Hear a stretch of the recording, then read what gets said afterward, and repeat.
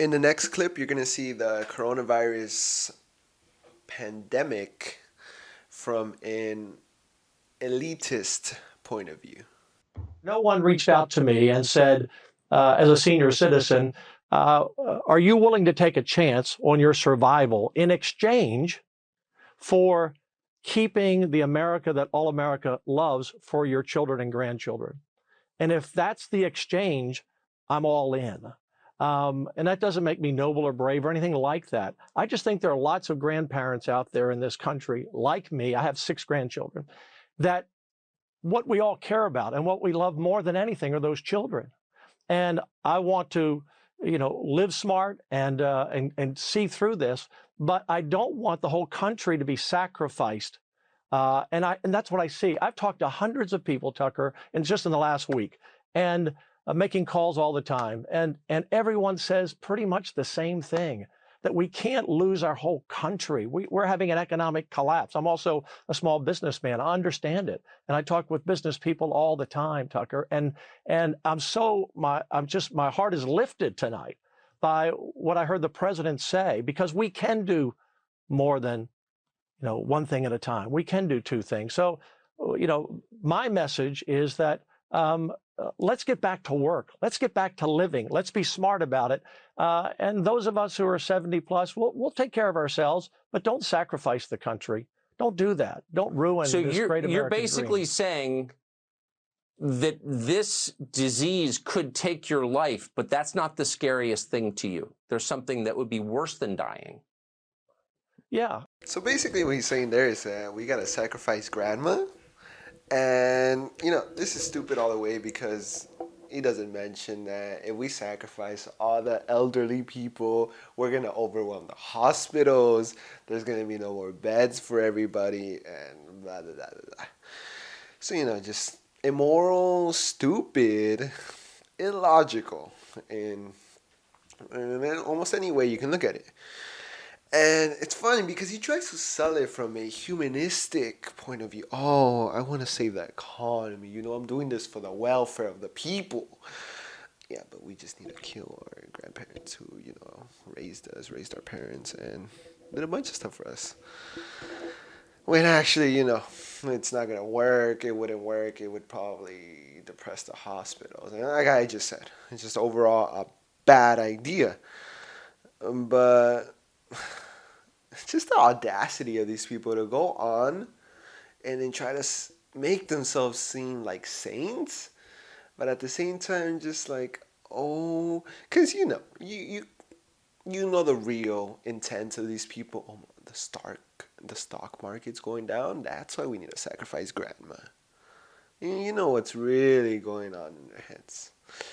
And there was another video, I'm gonna put it up right now, of this bitch, I can't really call her anything else, from Fox, complaining that maybe, other people have other complaints, but she has a complaint that maybe her nails won't be able to get done through this crisis.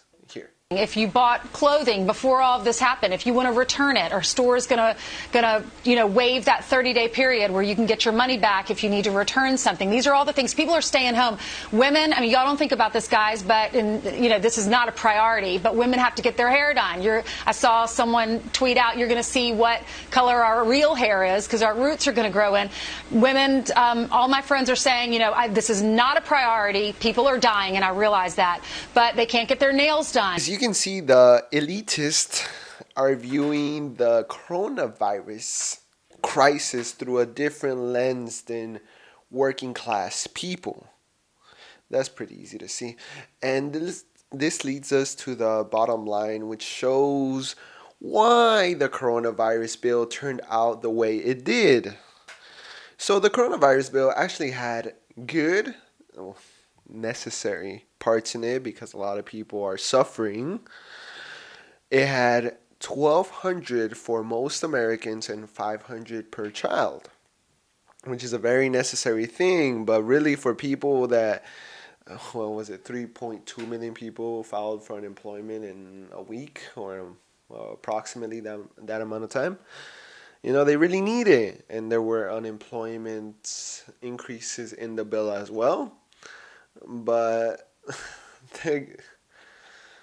those people are going to need a lot more help than that, and they frankly didn't get it. But when we turn to the other aspects of the bill, 500 billion was set aside for large corporations that are going to be overseen by fucking Steven Mnuchin, one of the fucking people that, that had a hand in the bailout of 2008. And really, fucking Steven Mnuchin? That's why fuck Kamala for not prosecuting his ass. But never mind that. In the 500 billion, because in the bill there was also stipulation that gave small businesses a more ability to get loans without the interest rates, as long as they didn't fire their employees. But in the 500 billion for the large corporations, there is no such stipulations. Why? Because they own Washington for short. But yeah, and the only stipulations is that they can't use them for stock buybacks. No, stock buybacks used to be illegal before the Reagan administration, just no. But one of the stipulations, that's the only stipulation really. And this is only for the remainder of the loan. So after the loan period ends, they can do it. So this means that they can use them on dividends, they can fire their workers, and all that other bullshit. And this is going to areas such as airlines that have really just been fucking over the people that use airlines, because in the last decade or so they used 94% of their free cash flow on stock buybacks. So imagine, a smart person would think, I have all this extra profit and stuff, and maybe I could use it for, maybe I could be prudent and use it for a situation in the future that's not so good for my company, so I'd be better prepared for that future. But no, these people use it for stock buybacks, and as the airline industry gets worse and worse, fuck it.